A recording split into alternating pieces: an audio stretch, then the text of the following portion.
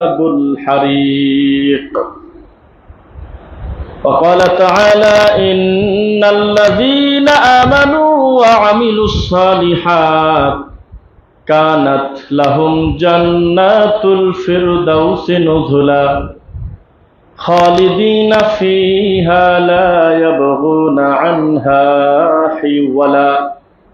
قل لو كان البحر مدادا لكلمات ربي لنفد البحر قبل أن تنفد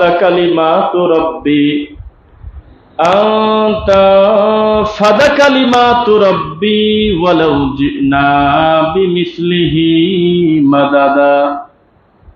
فإن خير الحديث كتاب الله وخير الهدى هدى محمد صلى الله عليه وسلم وشر الأمور محدثاتها كل محدثة بدعة وكل بدعة ضلالة وكل ضلالة في النار.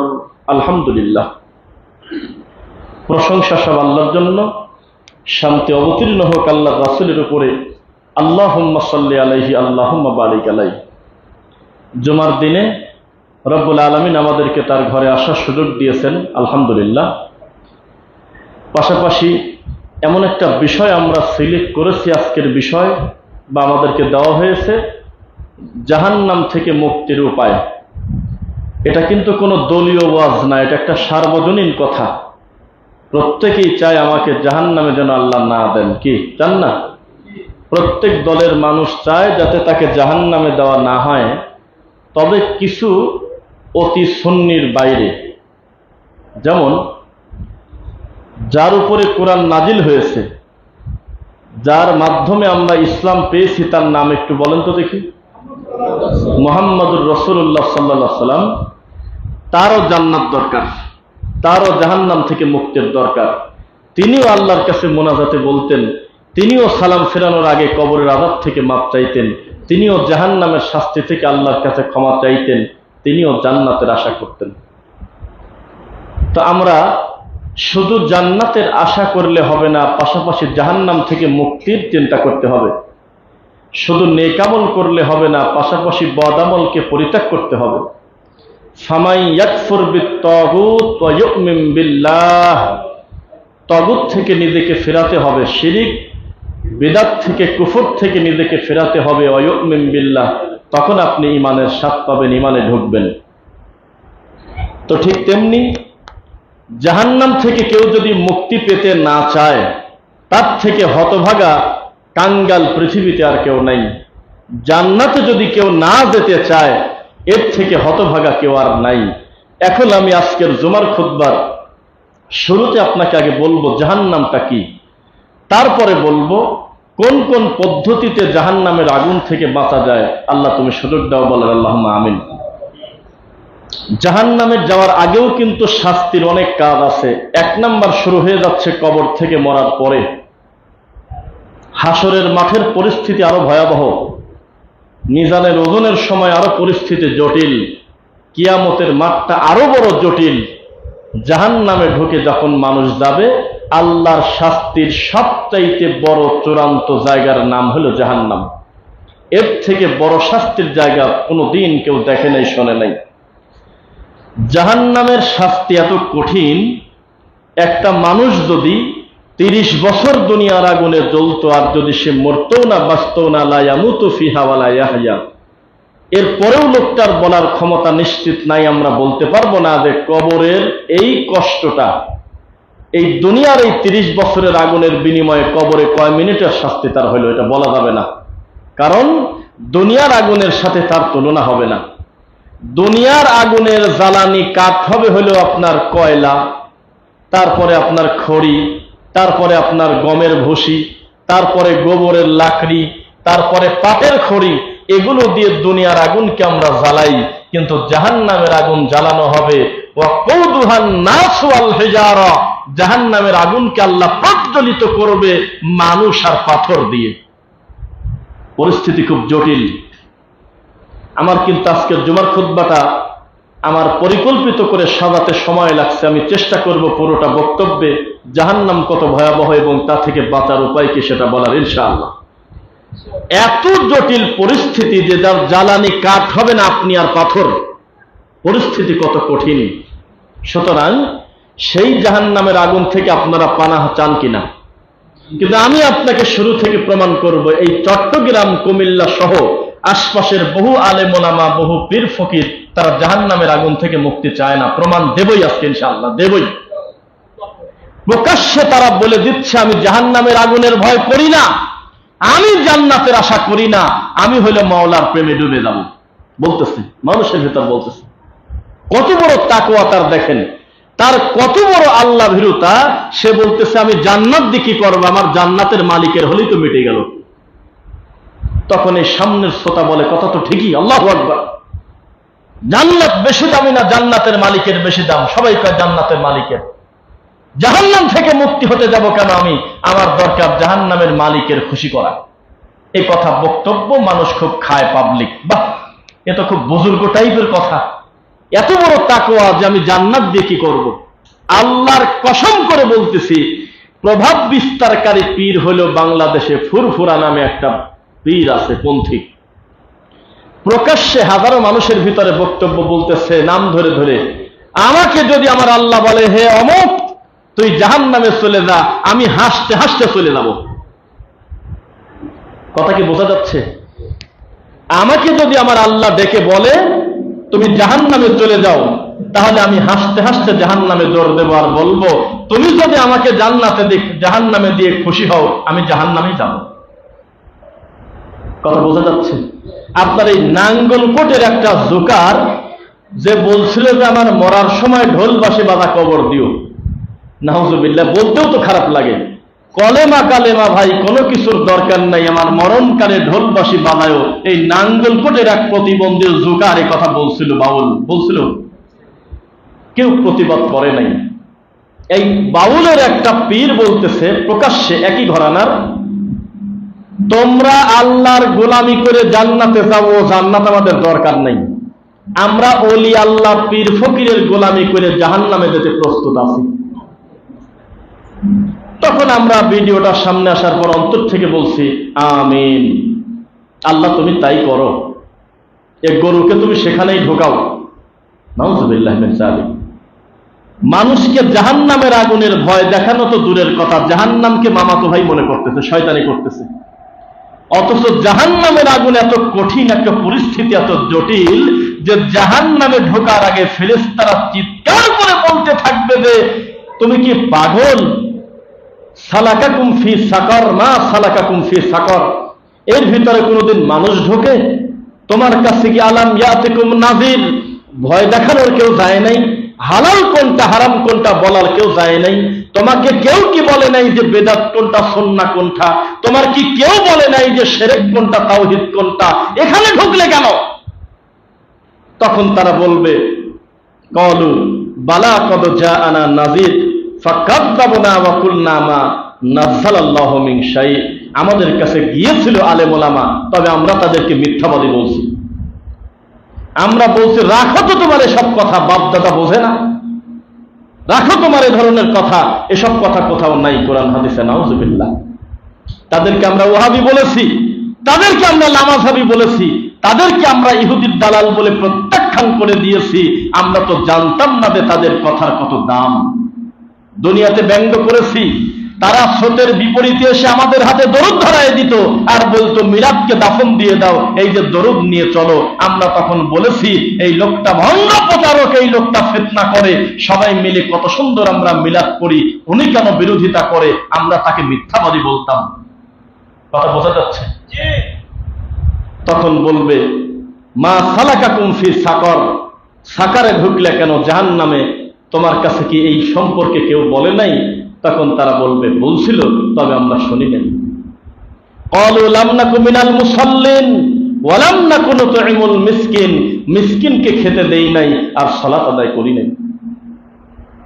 গতকালকে এক জায়গায় বক্তব্য দেওয়ার পরে একজন আমাকে প্রশ্ন করতেছে ওয়াল্লাযীনা হুম আলা সালাতিহিম দাঈমুন, বলতেছে যে দায়েমি নামাজ সম্পর্কে কিছু বলেন।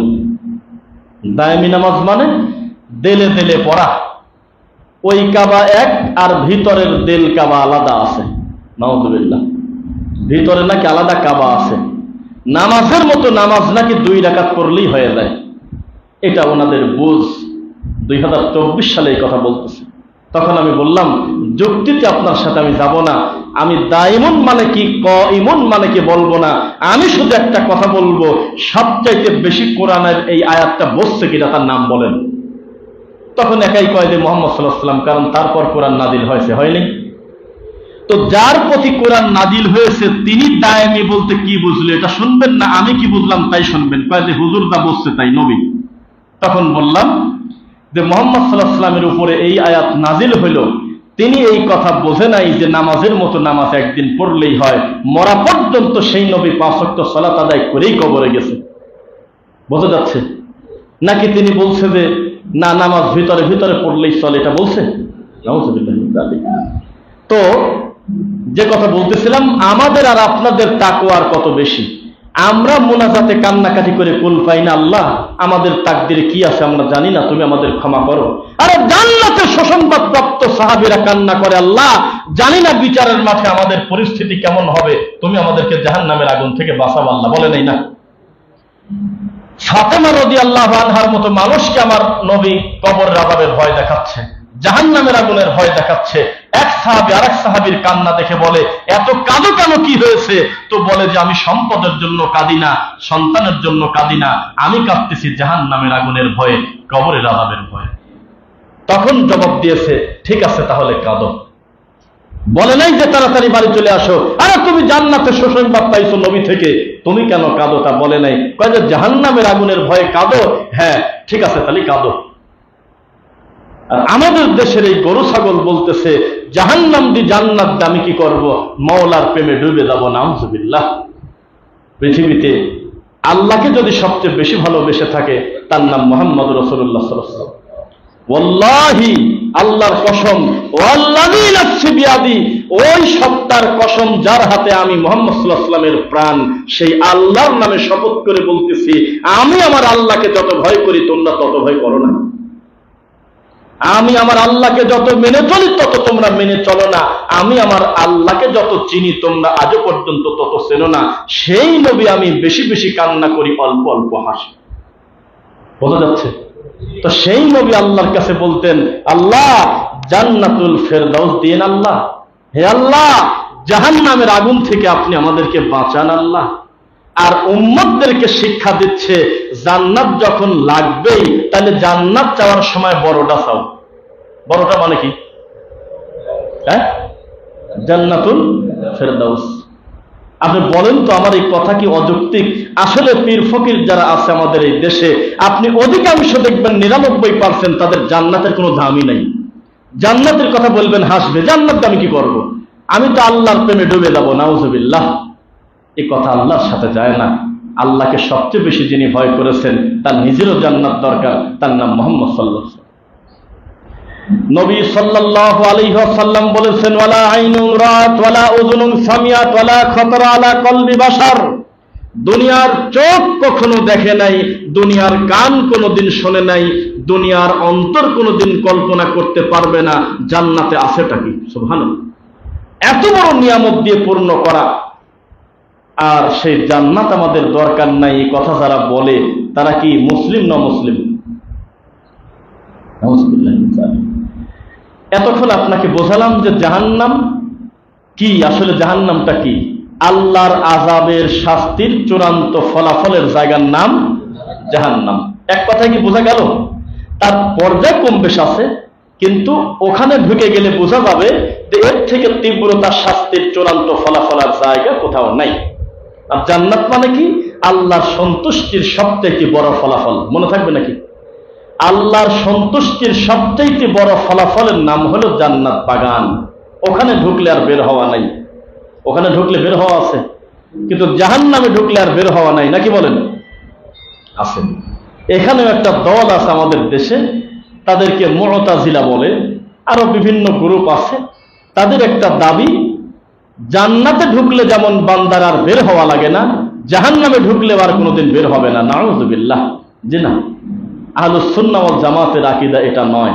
আহলুস সুন্নাহ ওয়াল জামাতের আকীদা, যদি লোকটা ঈমানহারা হয়ে জাহান্নামে যায় তো একেবারে গেল।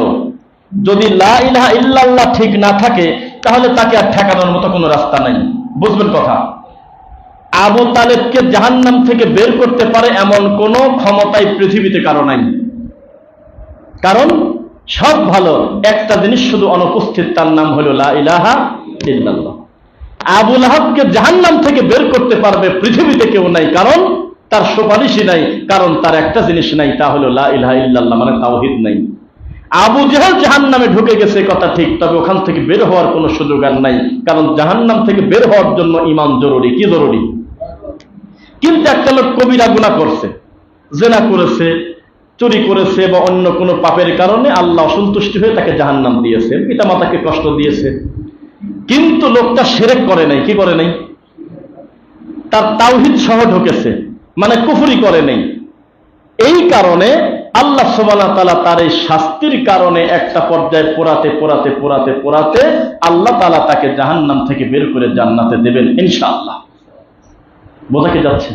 কিন্তু জান্নাতে যদি কেউ একবার ঢুকে যায়, হাজার কান্নাকাটিও করে লাভ নাই, ওখান থেকে আল্লাহ বের করবেন না। এটা হলো আরামের সবচাইতে চূড়ান্ত জায়গা। ইনশাআল্লাহ আমরা যাবো। ইনশাআল্লাহ যাবেন তো? ইনশাআল্লাহ। ওই যে সাহাবী বলছেন, জাহান্নামে যদি একজন যায় আর ঘোষণা যদি না আসে শেখে, তাহলে ওই ঘোষণা দেওয়ার আগ পর্যন্ত আমি ভয়তে থাকবো, আল্লাহ সে লোককে আমিই হই কিনা। আর জান্নাতে যদি একজন যায়, ঘোষণা দেওয়ার আগ পর্যন্ত আমি আশা করে থাকবো সম্ভবত লোকটা আমিই হব। তো জান্নাতের আশা যার ভিতরে নাই, জাহান্নামের ভয় যার ভিতরে নাই, সে গরু। সে কি গরু? কেবল ধরে পিটালেন, তুই খেতে যাস না, আবার ঘুরে চলে গেছে। ছাগল এত করে বললেন যে এই দিক দিয়ে যাও না, পরের ক্ষেত খায় না, নতুন আম গাছের চারা লাগানো, ওখানে চলে গেছে গরু। কিন্তু যার অনুভূতি আছে, ফিলিংস আছে, তার দুইটা জিনিসের মাঝখানে জীবন। এক, জান্নাতের আশা, দুই, জাহান্নামের আগুনের ভয়, মাঝখানে টাইমটার নাম হলো জীবন। বোঝা যাচ্ছে না ভাষা? তো জাহান্নাম থেকে মুক্তি চান তো ইনশাআল্লাহ? আজকে এমন একটা বিষয় আমাকে এই কমিটির ভাইয়েরা দায়িত্বশীলরা সিলেক্ট করে দিয়েছে, এটা আমার সাজাতেও আরাম হয়েছে, কথা বলে মজা পাচ্ছি, আলহামদুলিল্লাহ। এবার আপনাকে বলি, সূরা বুরুজের নাম শোনেন নাই? ওয়াস-সামাই যাতিল বুরুজ আছে। এই 10 নম্বর আয়াতে আল্লাহ বলতেছে, আউযু বিল্লাহি মিনাশ শাইতানির রাজীম, ইন্নাল্লাযীনা ফাতানুল মুমিনিনা ওয়াল মুমিনাত সুম্মা লাম ইয়াতুবু ফালাহুম আযাবু জাহান্নাম ওয়া লাহুম আযাবুল হারিক। আছে এখানে আল্লাহ জাহান্নামে দেওয়ার একটা কারণ বলতেছে।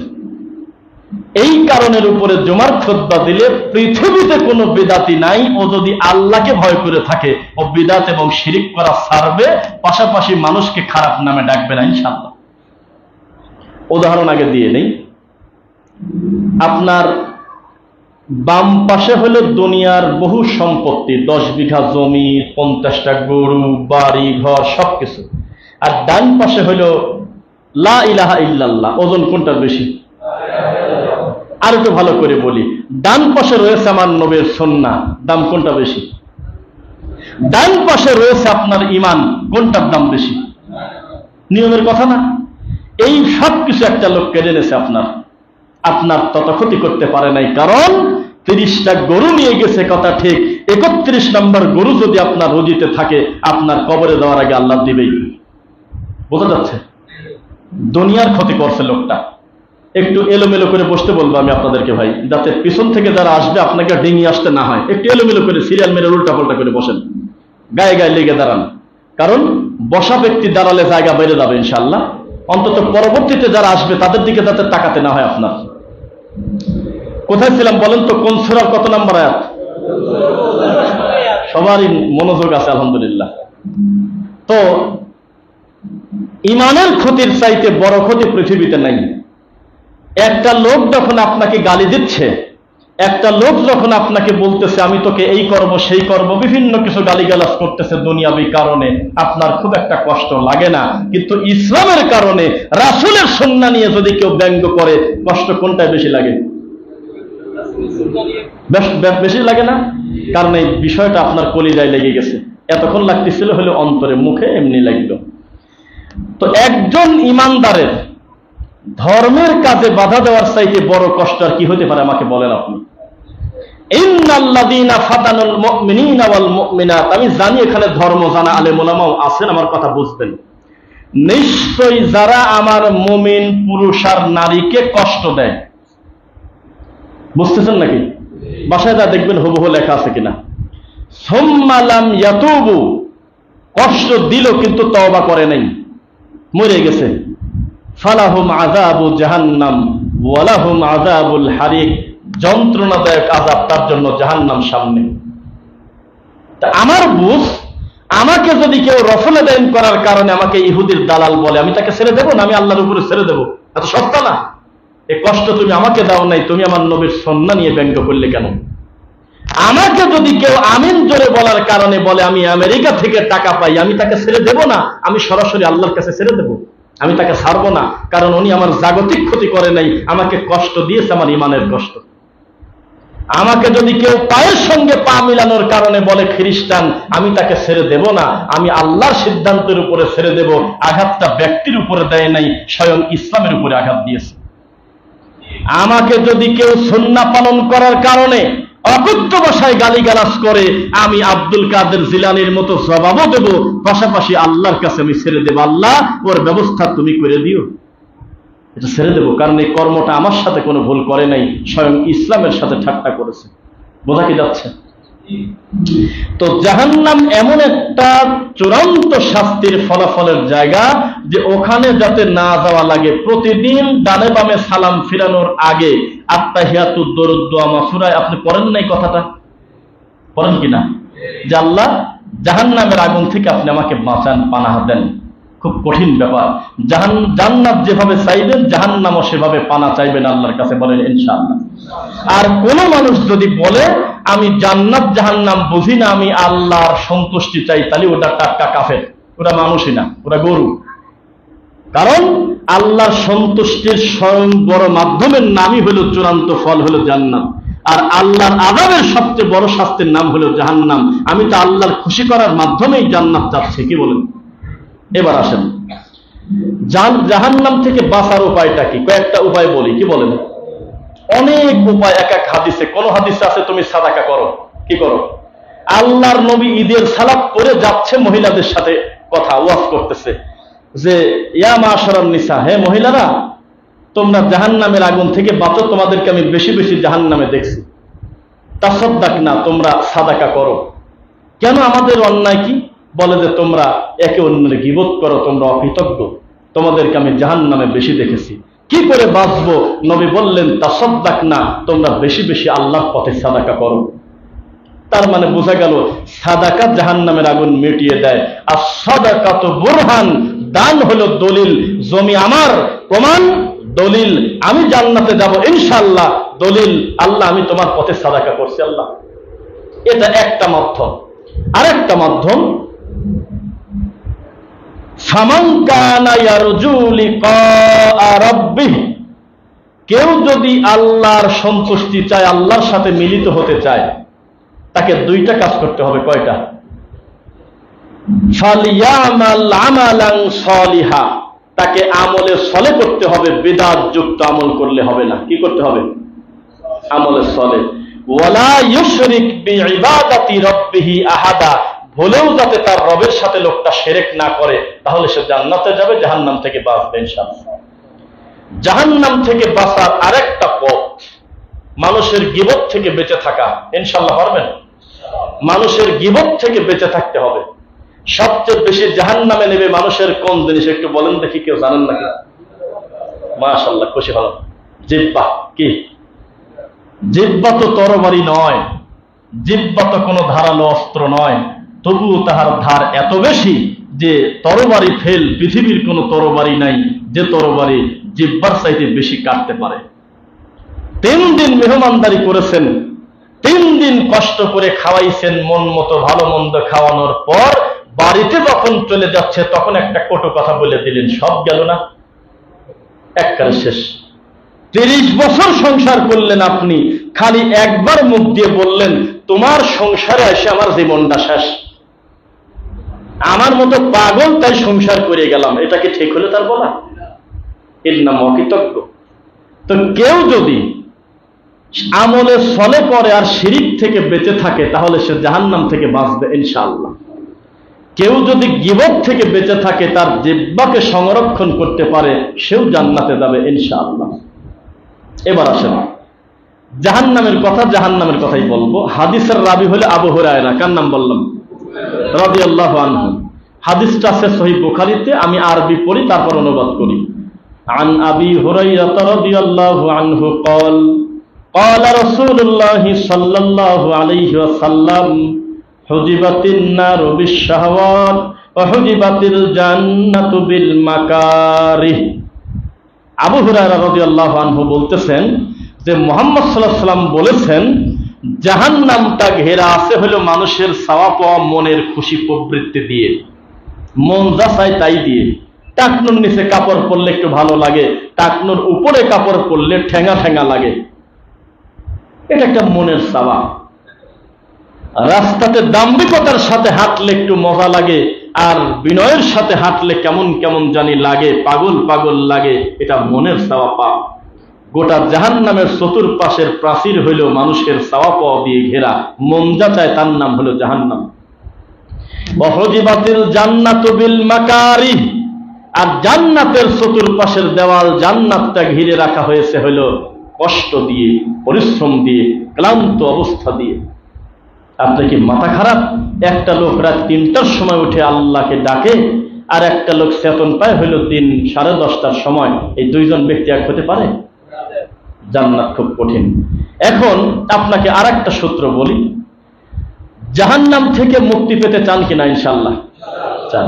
তো জাহান্নাম থেকে মুক্তি পাওয়ার জন্য সবচেয়ে বেশি দোয়া করেছেন মুহাম্মদ রাসূলুল্লাহ সাল্লাল্লাহু আলাইহি ওয়াসাল্লাম, কারণ তিনি আমাদেরকে শিক্ষা দিয়েছেন। তবে কি কিভাবে জাহান্নাম থেকে মুক্তি পাবো তার একটা পূর্ব শর্ত আপনাকে বলে দিই। ধরেন এই ওযুখানা আছে না, এখানে সুন্দর ওযুখানা, এই ওযুখানাতে আপনি একবার ওযু করলে ওযু হবে না, 2 বার করা লাগবে। কোনবার? অপবিত্রতা যত হোক, যদি গোসল করে যদি শরীরটা পাক থাকে, শুধু ওযু না থাকে, একবার ওযু করলেই হবে। কি বলেন? ঠিক আপনার পাশে একজন অমুসলিম, নাম বলবো না আমার মুশকিল, একজন অমুসলিম এসে 30 বার ওযু করছে, ওযু হবে তো নাকি? 40 বার আপনার থেকে ভালো করে কুলি করছে, আপনার থেকে ভালো করে হাত ধৌত করছে, আপনি তো শুধু মাথা মাসে করেন, ও একটা পুরা ঘাড়টার ভিজে ফেলছে মনে করেন, ওযু হবে? কেন হবে না বলেন? কারণ একটা জিনিস তার অনুপস্থিত। আপনার থেকে বেশি সময় সিজদা দিয়ে আল্লাহকে লোকটা ডাকে, ডাইরেক্ট বলতেছে আল্লাহ তুমি আমার এটা দাও ওটা দাও, 5 ওয়াক্ত সালাত আদায় করলো, কিন্তু অমুসলিম এখনো শাহাদা আল্লাহকে কালেমা পড়ে শোনায় নাই, কাজ হবে? প্রত্যেক নেকামলের পূর্বে শর্তকে একটু উত্তর দেন। ঈমান, ঈমান না? ইসলামের মৌলিক রকম কয়টি? শুরুটা কি? এবার পাওয়ারটা দেখেন কালেমার। নবী সাল্লাল্লাহু আলাইহি ওয়াসাল্লাম বলছে, যেই বিয়েতে বাপ উপস্থিত নাই অথচ জীবিত আছে, সে বিয়ে বাতিল বাতিল বাতিল। কয়বার বলছে? আর আমি এখন বলতেছি আপনাকে, এমনও কিছু বাপ আছে উপস্থিত থাকুক না থাকুক বিয়ে বাতিল বাতিল বাতিল। কে? ছেলে মুসলিম মেয়ে অমুসলিম, ছেলে মুসলিম মেয়ে হিন্দু। এই অবস্থায় কিয়ামত পর্যন্ত যদি বিয়ে দেন, কিয়ামত পর্যন্ত জেনা হবে, অবৈধ সন্তান জন্ম নেবে, বিয়েই হয় না, তার সন্তান কিসের? যদি মেয়ের বাপ মা গোটা গ্রাম উপস্থিত থেকে মেয়েকে বিয়ে দেয়, আর মেয়ে যদি অমুসলিম থাকে, কিয়ামত পর্যন্ত বিয়ে হবে না। হবে কি? কারণ একটা জিনিস তার নাই, তার নাম হলো লা ইলাহা ইল্লাল্লাহ। তাওহীদ না থাকার কারণে আর কালেমা পড়ে কাজ হচ্ছে না। এখন মেয়েটা খালি মুখ দিয়ে বলতেছে আশহাদু আল্লা ইলাহা ইল্লাল্লাহ ওয়া আন্না মুহাম্মাদার রাসূলুল্লাহ, এই কথা মুখ দিয়ে অন্তর থেকে আল্লাহকে শোনানোর পরে তার বাপ বাঁচিয়ে আছে, তবে তার বাপের 4 পয়সার দাম নাই বিয়েতে, সব বাতিল। এক চুল দামও নাই, একটু দামও নাই। ওই বাপ উপস্থিত থাকলেও তাকে ডেকে আনা যাবে না, কারণ শরীয়তের দৃষ্টিতে ওরা মানুষই না, ওরা মানুষই না। ওই যে ওই ঘরে বসে আছে, মেয়ের এই পাশে বিয়ে হচ্ছে, কিন্তু ওই বাপের 4 পয়সার দাম নাই এই বিয়েতে, সাক্ষীও না, উকিলও না, কিছুই না, একেবারে পুরা বাতিল, ওর কোনো দাম নাই, কোনো দাম নাই। তখন মুসলমানের ভিতর থেকে সামাজিক দায়িত্বশীলরা তার প্রতিনিধিত্ব করে বলবে, এই মেয়েকে আমরা বিয়ে দিয়ে দিচ্ছি উপস্থিত সাক্ষীর মাধ্যমে, শেষ, বিয়ে হয়ে গেল। ওই বাপ বাঁচিয়ে থাকতেও লাভ নাই। অথচ নবী বলেছে যেই বিয়েতে বাপ বাঁচিয়ে আছে কিন্তু বাপ উপস্থিত নাই, সেই বিবাহ বাতিল, বাতিল, বাতিল। ভাষা কি বোঝেন আপনার? তাহলে প্রত্যেকটা নেক আমলের পূর্বে শর্ত হইল লা ইলাহা ইল্লাল্লাহ। ইমান যদি শুদ্ধ না থাকে তার কোনো কাজ নেই। কোনো কাজ কি আছে? যেমন বিদআতপন্থী মানুষ আমাদেরকে বলে নবী 40 বছর আগে নবুয়তি পাইছে না 40 বছর পরে। জবাব দেওয়ার আগে আমি বলতেছি যে তোমার এত টেনশন কেন? তোমার তো ইমানই নাই, তুমি এত টেনশন নিচ্ছ কেন? ব্যাপারটা কি? বলতেছে নবীকে আল্লাহ মাটি দিয়ে বানাইছে না নূর দিয়ে বানাইছে? বানালো কি দিয়ে সেটা পরের কথা, তোমার তো ইমানই নাই, আগে ইমানটাকে শুদ্ধ করে আসো। বুঝেন নাই? একটা লোকের ইমানের চাইতে দামি সম্পদ এই পৃথিবীতে নাই, অথচ লোকটা মনে করে আল্লাহ হলে আমার কলমের ভিতরে আছে, অথচ লোকটা মনে করে আমার নবী হলো গায়েবের মালিক, অথচ লোকটা মনে করে আমার নবী হলো হাজির নাজির। এই লোকটা 4000 বছর ধরে যদি ইল্লাল্লাহ জিকির করে, নেকি তো দূরের কথা, সব পিছন দিক যাচ্ছে।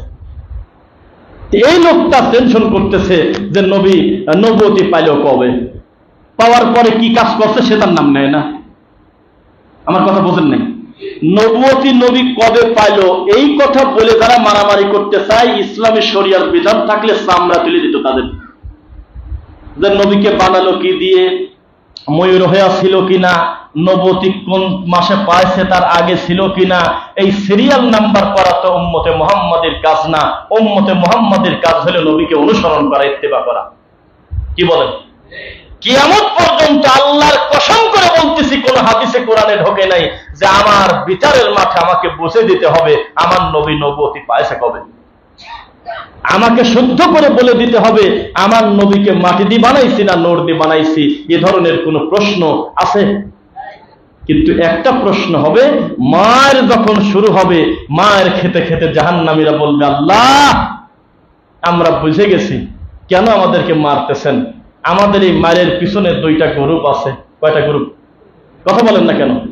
জাহান্নামের পিটানি খাবে, শুধু পিটানি না, ইয়াউমা তুকাল্লাবু ওয়ুজুহুহুম ফিন্নার ইয়াকুলুনা ইয়া লাইতানা ইন্না আতা'না আল্লাহ ওয়া আতা'নার রাসূলা।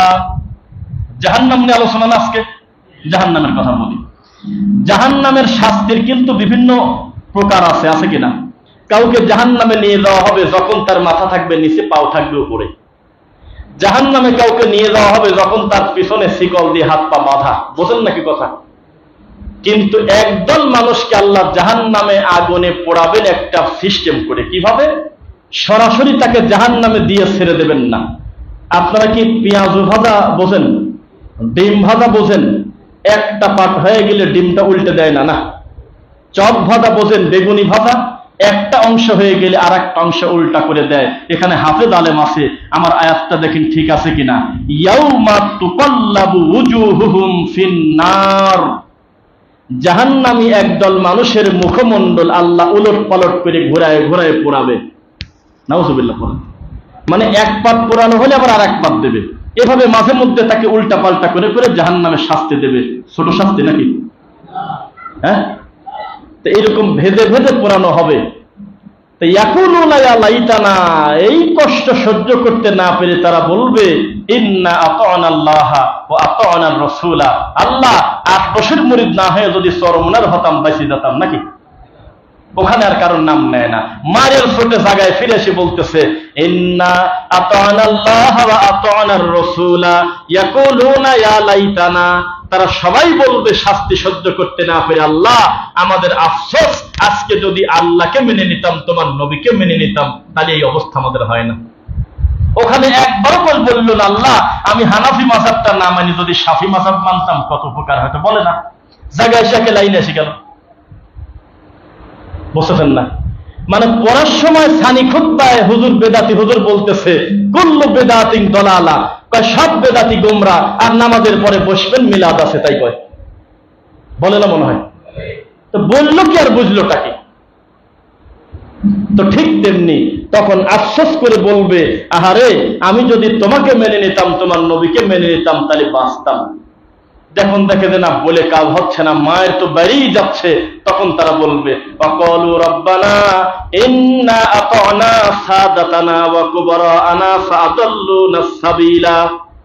আল্লাহ রিমান্ডে যেহেতু ঢুকেই গেলাম, তাহলে আমাদের একটা আরজি, জাহান্নামে কি কারণে আসলাম এই কারণ আমরা ঠিক পেয়ে গেছি। বুঝেন নাই মনে হয়? পুলিশ যখন পিটানি ধরে, যে পাপের জন্য ধরছে ওটাও স্বীকার করে, আবার 10 বছর আগে করছে ওটাও স্বীকার করে। বুঝেন না? মারতেছে, মারের চোটে এই লোকগুলি বলে দেবে জাহান্নামী, আল্লাহ 2 ধরনের মানুষের কাছ থেকে আজকে জাহান্নাম পায়া গেছি। কারা? এক, আমাদের নেতারা, সাদাতানা মানে কি? নেতারা। নেতা খালি রাত 1টার সময় ফোন দিয়ে বলছে যে অমককে ফেলায় দে, অমককে এটা কর। আমি কেন মারতেছি আমি জানি না, লোকটা চিনি না, আন্দাজ আমাকে মারতে বলছে, মেরে দিয়েছি। আমাকে খালি বলছে যে অমকের জমি দখল করে নিয়ে চলে গেছি আমরা, খালি একটা ফোন করেছে, অন্ধভাবে তাকে মেনে নিয়েছি, তিনি আমাদের দিয়ে কাজ করাইছে। 1। 2 ওয়া কুবারানা, বড় হুজুর কি বলছে? বড় হুজুর, আকাবির। আকাবির নাম শুনছেন নাকি আপনারা? বেদাতের একটা শব্দ খুব বলে, আমাদের বড় বড় আকাবির। কি আকাবির? তা আমি বলছিলাম একটা কথা, কবর পূজারীরা করে হলেও মরা মানুষের পূজা। ওই জায়গায় জুকার হুজুর আছে চট্টগ্রামে, ওই যে কবরের কাছে যায়, কয়দিন আগে বলল বাবা বাবা, হ্যাঁ মাঝবান্ডারি কেবলা কাবা, বলতেও লজ্জা করেছি, কেবলা কাবা তোমার দরবারে আসলাম, ছেলেদের 12 তারিখে পরীক্ষা না কয় তারিখে, তো তুমি তো ইমতিহানে কামিয়াব করে দিও, পরীক্ষাটা ভালো যাতে হয় ব্যবস্থা করে দিও। আবার বলতেছে বিয়াদবি মাফ করে দিও। কিসের কি কয় আল্লাহ জানে, পিছনে তার ছেলে পেলে আছে, দেখছেন? এরা করে মরা মানুষের পূজা। আর আমাদের দেশের হক্কানি উলামায়ে কেরাম, নাম শুনছেন আপনারা? এই নামের ব্যানারে যে মৌলবী হুজুররা আছে, ওরা করে হলো তাজা মানুষের পূজা। কি করে? এটার নাম হলো আকাবের পূজা। কি পূজা?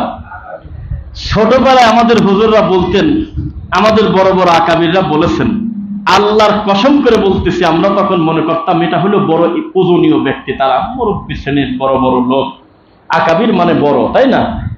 পরবর্তীতে আমি দেখলাম রাস্তা কোরআন মাজিদে এইরকম কোন শব্দ আছে কিনা আকাবির, যার দ্বারা বোঝা যায় যে তারা কত সম্মানী। কথা কি ক্লিয়ার? বোঝেন? শুনতেছেন তো ইনশাল্লাহ?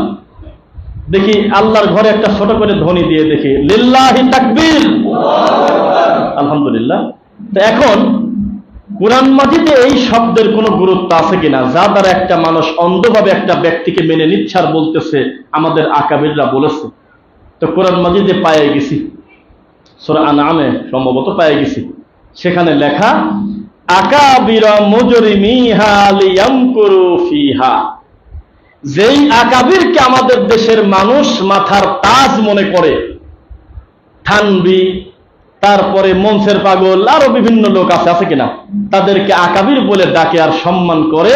তাদের কাছে যেটা সম্মানের পাত্র, আল্লাহর ভাষায় আল্লাহ কুরআন মাজিদে আকাবির শব্দের অর্থ করছে অপরাধীদের গডফাদার। হ্যাঁ, দেখেন, করে দেখেন, আকাবির মুজরিমিহা লিয়ামকুরু ফিহা। প্রত্যেক জামানায় কিছু অপরাধীদের গডফাদার থাকে, তাদেরকে আমি আল্লাহ অবকাশ দেই, তারাই হলো বড় শয়তান। তারা তাদের নিজেদের ক্ষতি করে, আকাবির পূজা করে তারা। আপনি যদি আমাকে পূজা করে ফেলেন, তাহলে আমার খারাপটাও আপনার ভালো লাগবে কিনা বলেন? 11টা হাদিসে নবী বলতেছে তাবিজ ছিঁড়ে ফেলো, আর থানবি বলতেছে থাক। আমি তাবিজের বই লিখে দিয়ে গেছি, তাবিজ লেখো। বোঝেন না? তো এই দেওবন্দীরা বলতেছে নবীর হাদিস বাতিল, যেহেতু থানবি বলছে নেওয়া যায়, তাহলে ওইটাই ঠিকঠাক। বোঝেন না মনে হয়? প্রয়োজনে এটার জন্য আমরা বাহাস করব, তাও আকাবিরটা ঠিকঠাক, নবীরটা যা হয় হোক। বুঝতেছেন না? নবী বলেছে বাইনা কুল্লি আযানাইনি সালাহ, প্রত্যেক 2 আযানের মাঝখানে নামাজ আছে। মাগরিবের নামাজের আযানের পরে জামাত শুরু হওয়ার আগে টাইম থাকলে 2 রাকাত পড়বেন, নবী বলেছে, বুঝেন না? এই 2 রাকাত নামাজ ইদানিং কিছু যুবক বুঝে গেছে যে এটা নবীর সুন্নাহ। এই সালাত যখন পড়া শুরু করছে বিভিন্ন মসজিদে, আমাদের ঢাকাতে আমরা দেখলাম কিছু বেদাতি হুজুররা এই মাগরিবের আযানের পরে হাদিসের বই হাতে করে দাঁড়া রয়েছে, যাতে এই সুন্নাতটা ঠেকা দেওয়া যায়। এটাকে মানুষ আপনি বলেন আপনি একবার? নবী বলেছে মসজিদে ঢুকে 2 রাকাত সালাত আদায় করার পরে বসো।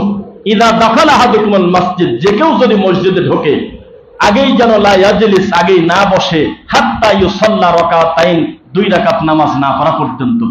এমনকি রানিং জুমার খুতবা ঠেকায় দিয়ে আমার নবী বসা ব্যক্তিকে দাঁড় করায় নামাজ পড়াইছে, আছে কিনা হাদিস? আর হুজুর বলতেছে যেহেতু লাল বাতি দিছে, লাল বাতি দেওয়ার টাইমে আপনারা নামাজ পড়বেন না, তাহলে এটা মানুষ হয় কি করে? বুঝতেছেন না কথা? তো এইরকম তারা আকাবির পূজা করে। নবী বলেছে খবরদার, খবরদার, তোমরা স্বামী স্ত্রীর মীমাংসার জন্য হোক, প্রেম ভালোবাসার জন্য হোক, খবরদার কোন তদবির, কবিরাজ, গলায় তাবিজ, কবজ এগুলো নিও না। আর থানবি বলতেছে শিয়ালের লিঙ্গ কাটো, কুত্তার লেজ কাটো, তারপরে ভ্রমর করা, বিভিন্ন উল্টা পাল্টা। ছেলের বোর কাছে পড়া যায় না, বড় ছেলের সামনে বা ছেলে পেলের সামনে বাপ রিডিং পর্যন্ত পড়তে পারবে না, এত বড় ফায়সা নোংরা বই লিখে দিয়ে গেছে থানবি। সেই লোকটার বই আমাদের এই দেশে 64টা জেলায় শতকরা প্রায় 80টার উপরে মসজিদে ওই লোকটার লেখা জাল হাদিসের বইটা হলো জুমার খুতবার বই। জবাব আছে আপনাদের? কোথায় বাস করেন এবার বুঝছেন? এই যে কথায় কথায় বলেন যে আমরা 90% মুসলমান, এ কোন জাতি তাকে বোঝেন? এতে এই পার্সেন্ট 90%। জাহান্নামের কুকুর মরে যায় আর আমাদের দেশে কান্নার রোল পড়ে যায়। কাবা ঘরের ইমাম কালকে মরে যাক, একটা লোক ইন্না লিল্লাহ বলবে কিনা জানি না। ওই মানহাজের কথা বলছি, ওই মানহাজের কথা বলছি। শিয়া প্রেমী যারা, এই সমস্ত ইখওয়ানিরা কখনো বলবে না আরে এই মানুষ মারা গেল, আমাদের হৃদয় বিদারক, খুব কষ্ট, আমাদের রাহবার চলে গেল। আর জাহান্নামের কুকুর মরে যায় যারা আমার মাকে গালি দেয়, আয়েশাকে গালি না দিলে যাদের পেটের ভাত হজম হয় না, যারা আবু বকরকে অকথ্য ভাষায়, নোংরা ভাষায় গালিগালাজ করে, যারা নামাজের ভিতরে পর্যন্ত হাফসাকে গালি দেয়, যারা নামাজের ভিতরে ওমরকে গালি দেয়, উসমানকে গালি দেয়, এইরকম কুলাঙ্গার নাস্তিক অমুসলিমদের জন্য আমাদের দেশে কান্না করে হুজুররা। একটা পোস্ট দিয়েছে, একটা মুফতি দেখলাম পোস্ট দিয়েছে, ওহে জামানার রাহবার, তোমাকে হারিয়ে আমরা এতিম হয়ে গেলাম, তোমার মতো নেতা না জানি কবে আর পাবো, লেখছে ফেসবুকে। দেখছেন নাকি? যারা আপনার মাকে গালে দেয়, জান্নাতি সাহাবীদেরকে যারা বলে শুধু অমুসলিম থেকে মুসলিম হলে হবে না, আয়েশাকে গালি না দেওয়া পর্যন্ত প্রকৃত মুসলমান হওয়া যায় না। নিয়ে আসেন, আমি দেখাবো এখন।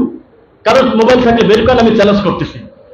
অমুসলিমরা মুসলিম হচ্ছে শিয়ার কাছে এসে বলতেছে যে মানে ও শিখায় দিচ্ছে আশহাদু কয় আশহাদু, আল্লাহ ইলাহা ইল্লাল্লাহ কয় আল্লাহ ইলাহা ইল্লাল্লাহ, আন্না মুহাম্মদ রাসূলুল্লাহ, ঠিক আছে। এইবার করছে ওয়া আন্না আলী ওয়ালিউল্লাহ, বাড়ালো, তাও হলো না। করছে যে আয়েশার কথা নাম করে বলতেছে লানাতুল্লাহ, আল্লাহ আয়েশার প্রতি তুমি গজব দাও, নাউযুবিল্লাহ। এটা হলো, এটা ভাষা, মুখের ভাষা। এই কথা বলে যারা মুসলিম করে, ওই রকম মুসলিম হওয়ার চাইতে কি বলবো, দুঃখে আর কথা বের হচ্ছে না মুখ দিয়ে। তা আমাদের দেশের মানুষের হলো এইরকম আবেগ, এইরকম 90% মুসলমান হলে আমাদের দেশে। তাই তো ডক্টর খন্দকার আব্দুল্লাহ জাহাঙ্গীর রাহিমাহুল্লাহ বলছিল, আবেগে আপনি বলতেছেন দেশে এটা হচ্ছে, ওটা হচ্ছে, এই হচ্ছে, সেই হচ্ছে। আরে যেই দেশের শতকরা 99% লোক কোরআনে কি আছে অর্থ বোঝে না, 90%-এর উপরে মানুষ আল্লাহকে সেজদা দেয়, সেজদার তাসবিহটা পর্যন্ত অনুবাদ বোঝে না, নামাজ আদায় করা জানে না, আল্লাহ সম্পর্কে তাদের স্বচ্ছ ধারণা নাই। এই জাতি মুসলমানের জন্য এর থেকে ভালো ইসলাম বাংলাদেশে আশা করেন কিভাবে? কষ্ট হচ্ছে আপনাদের নাকি? এটা তো হইল না, জিহাদি হুজুরদের উল্টা হয়ে গেল তো দেখতেছি। ওই হুজুরদের মতো ওয়াস্তা আজকের খোদ্দা হইল না, অমুককে ধরো, অমুককে মারো, কাটো, চিৎকার দিয়ে পাবলিককে খেপায় দিয়ে, রক্ত গরম করায় দিয়ে নিজেও জেলের মধ্যে ঢুকে গেল, এই পাবলিককে মেন্টাল বানাতে হয়ে গেছে। ইসলামের নাম নাউযুবিল্লাহ মিন যালিক। যেই হুজুর বলতে পারে আমাদের আকাবিররা কথা বলার পরে কোরআন হাদিসের আর কোনো দলিল আমাদের লাগবে না, বলছে, শুনছেন? শুনছেন? সাক্ষী আছে। আমি কিন্তু মাঝে মধ্যে বলাই নেই যাতে আপনারা প্রমাণ পান। একটা মুসলমান কত বড় কপাল পোড়া হলে বলতে পারে কোরআন হাদিসে কি আছে বাদ দাও, আকাবিররা যা বলবে সেটাই ঠিক।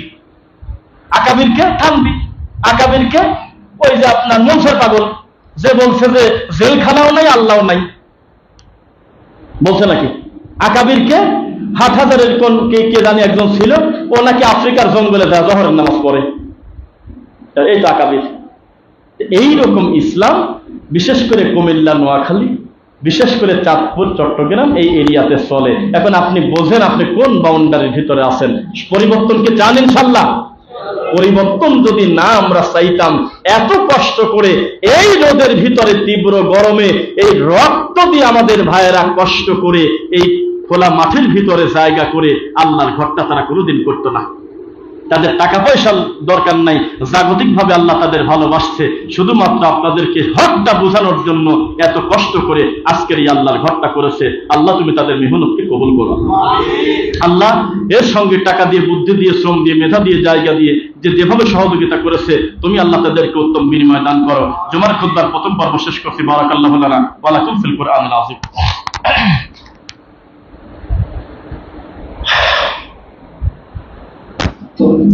আলহামদুলিল্লাহ। রব্বানা ইগফির লানা ওয়া লিইখওয়ানিনা আল্লাযীনা সাবাকুনা বিল ঈমান ওয়া লা তাজআল ফি কুলুবিনা গিল্লাল লিল লাযীনা আমানু রব্বানা ইন্নাকা রাউফুর রহিম।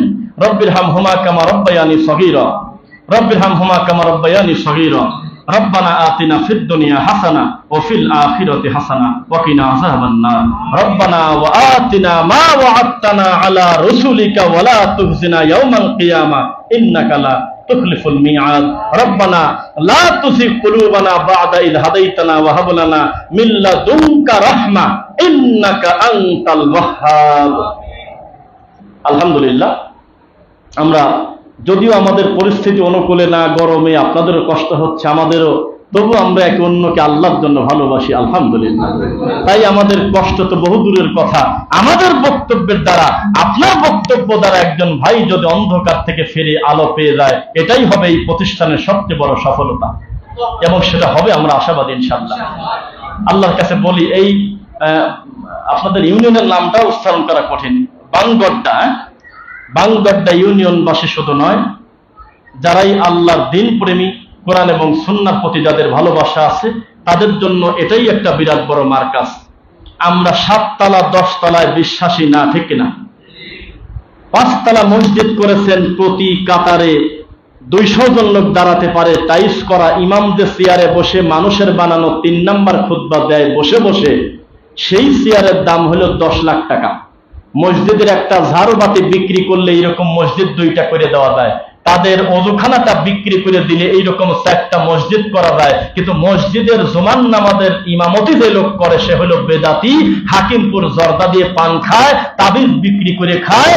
ওই মসজিদের মর্যাদা তো বহু দূরের কথা, ওর থেকে আমাদের ভাঙা টিনের ঘরে ঘোষণা দিয়ে আল্লাহর নবীর পদ্ধতিতে সালাত আদায় করার মর্যাদা কোটি গুণে বেশি। আমরা এটাতে বিশ্বাসী। কে কয়তলা দিল, কার পরিমাণ কত, কে কত কোটি টাকার মানুষ, সেটা আমরা দেখবো না। আমরা ইন্ডিয়া থেকে আসতে বেনাপোল দিয়ে একটা জায়গা, পুরাটা ভাঙি বলবো না, বুঝে ফেলবেন, মুন্সিগঞ্জ জেলার নাম বললাম। সেখানে রাস্তার পাশে একটা মসজিদ আছে, ওখানে জুমার খুতবার সময় গাড়ি ঘোড়া থামে, অন্তত 20টার মতো বাস থামছে, আমাদেরটা সহ। আমরা ওই জুমার খুতবা শুনতে গেলাম, মানে সালাত পড়বো আর কি, সালাত করে আমরা আসবো। নাম জানলে বলেন না কেউ। এমন একটা ব্যক্তি মসজিদ করে দিয়েছে, তিনি বড় শিল্পপতি, করে দিয়ে চলে গেছে, আসে না গ্রামে আর। তো সেই মসজিদে ভিতরে যায় দেখি ডুপ্লেক্স বাড়ি, দেখছেন কখনো? ডুপ্লেক্স সিস্টেমে উপরের মুসল্লি গ্লাস দিয়ে দেখা যাচ্ছে। এত সুন্দর দৃশ্য আর এমন সুন্দর পরিবেশ যে একসঙ্গে মনে হয় 1000-এর উপরে মানুষ সালাত করতে পারবে। ওযুখানা মেয়েদের জন্য ভিন্ন, পুরুষদের জন্য ভিন্ন, মহিলাদের উঠে দেওয়ার পরিবেশ ভিন্ন, সেই সুন্দর। আমাদের দেখার মতো অবস্থা।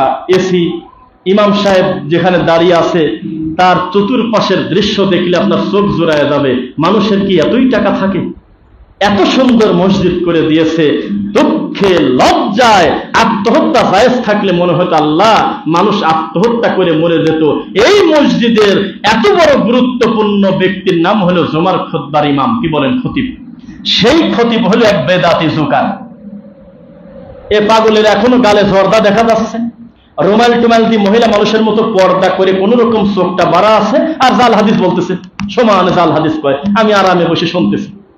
আমি যখন মসজিদে ঢুকি তখন বাদে 1:27, তখন আমি সরাসরি 2 রাকাতের নিয়ত করছি যে এই 2 রাকাত পড়তে পড়তে নিশ্চিত ইমাম নামাজ শুরু করে দেবে, এটাই তো বোঝা যায় বারান্দায়। এখন আমি নামাজ শেষ করি, এখন দেখি ও কেবল বাংলা শেষ করলো, এখন আরবি শুরুই করে নাই। 1:46 মিনিটে দাঁড়াইলো নামাজে। এটাই তো করে বেদাতিরা। আমরা যখন সেজদায় যাব আশপাশে বহু মসজিদের কান্নাকাটি শোনা যাবে, এটা নিয়ম। তো ওই লোকটা আরবিতে বলতেছে, আল্লাহ তুমি তাদের থেকে আমাদের বাঁচাও যারা তোমার উমারের 20 রাকাত তারাবি মানে না। আল্লাহ এই কথা করছে, আরবিতে বলতেছে। পাগলরা কয় আমিন আমিন করছে। তারপরে আরবিতে বলতেছে, আল্লাহ তাদের থেকে তুমি আমাদেরকে হেফাজত করো এই ফিতনাবাজদের, যারা তোমার নবীর সুন্নাহ বোঝে না, মসজিদে এসে জোরে আমিন বলে। বলতেছে ডাইরেক্ট ধ্বংস চাচ্ছে। 11 বার দোয়া করলো তারাবির ব্যাপারে রমজান মাসে, যে আল্লাহ যারা 20 রাকাতের কম তারাবি পড়ে তাদেরকে তুমি হেফাজত করো, তাদের থেকে আমাদেরকে। এই হলো পরিস্থিতি। ডানে বামে সালাম ফেরানোর পর ইমাম বলতেছে, আপনারা দেখলাম কিছু লোক জোরে আমিন বললেন, আপনারা কি আমাকে ভয় দেখাতে চাচ্ছেন? ইমানের পাওয়ার কত! তখন ভিতরটা ছেড়ে গেল। প্রায় 21 কোটি টাকা দিয়ে লোকটা শুনলাম মসজিদ করছে, টাকা কম বেশি হতে পারে, প্রায় 20 কোটির উপরে, অথচ জোকার বসাত হয়েছে। জোকার পাগল, এই পাগল মানুষকে ডেলিভারি দিচ্ছে জাল হাদিসের। বলতে শোনেন, কিয়ামত হবে সেই দিন যেদিন আয়ুব নবীর গায়ে পোকা লাগছে। সব কয় যে আল্লাহু আকবার। জানেন কিয়ামত কবে হবে? যেদিন ইউনূস আলাইহিস সালামকে আল্লাহ মাছের পেটে ঢুকাইছে, আবার মাছের পেট থেকে বের করছে। জানেন কিয়ামত হবে কোন দিন? যেদিন নূহ নবীর নৌকাতে পায়খানা করছে এবং নৌকার পায়খানা সাফ হয়েছে সেদিন। লোকজন কয় যে আমিন। এক সিরিয়ালে লোকটা 23টা জাল হাদিস বলল, একটা লোক প্রতিবাদ করলো না। সবাই বলতেছে আল্লাহু আকবার। আমরা তো পিছনে বারান্দায় বসে আছি, কথা বলার জায়গা নেই। এই হলো জাতির অবস্থা। তা আমরা এই প্রতিষ্ঠানে এসে আমরা সালাত আদায় করে জুমার খুতবা দিয়ে আমরা আত্মতৃপ্তি বোধ করি, কারণ এখানে অলরেডি আগেই ঘোষণা দেওয়া আছে, এখানে প্রাণ ভরে নবীর সুন্নাহ মোতাবেক খুতবাও হয়, সালাতও হয়, ঠিক কিনা? আর তারা তাদের মসজিদের গেটে অনেক সময় লিখে রাখে লামাযহাবীদের প্রবেশ নিষেধ। দেখছেন নাকি? দেখছেন না? তারপরে লিখে রাখছে পুরুষ মহিলার নামাজের 11টা পার্থক্য। কি কি তা কয় না, কয় 11টা পার্থক্য লিখে রাখছে। তারপর লেখছে কেন 20 রাকাত তারাবি জরুরি, 8 রাকাত হলো নামাজই নাই। তখন লিখে রাখছে 1 রাকাত বিতির মানে নামাজ নাই। এরকম করে করে তারা ব্যঙ্গ করে এই মসজিদের ব্যানারে ব্যানারে টানায় দিয়েছে ঢাকাতে। গ্যাপে গ্যাপে গেলে দেখে আসবেন সুন্নাহর বিরুদ্ধে তাদের অবস্থান কত জটিল। আল্লাহ তাআলা তাদের থেকে তুমি এই সরল মনা মুসলিম উম্মাহকে হেফাজত করো আল্লাহ।